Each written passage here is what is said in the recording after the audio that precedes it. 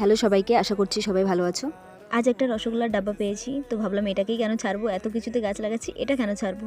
তাই এটাতে তার কাটা দিয়ে নিচের দিকে ফুটো করে নিয়ে চলে এসেছি ছাদে। আর এদিকে দেখো আমি মোজাও খুলি। তো চলো এবার রসগোল্লার ডাব্বায় লাগানো যাক গাছ।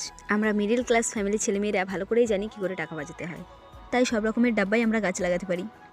আর আমি তো নতুন নতুন ছাদ বাগানের চেষ্টা করছি, তাই যেটা পাচ্ছি সেটাতেই গাছ লাগিয়ে ফেলছি। ডাব্বাটা বেশি বড় নেই, ছোটোই আছে, তাই ভাবলাম ছোটো একটা চারা গাছই লাগানো যাক। নয়নতারার এই ছোটো চারা গাছটা নিয়ে এসেছি। আমার কাছে নয়নতারার গাছ ছিল, তবে ওটা বেগুনি কালার ছিল আর এটা গোলাপি কালার, ডিপ গোলাপিটা।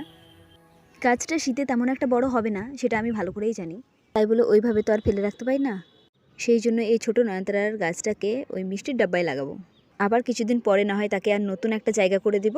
আপাতত সে এখানেই থাক। আরও কটা গাছ আছে, তো সেগুলো লাগানোরও ভিডিও আমি তোমাদের সাথে শেয়ার করব।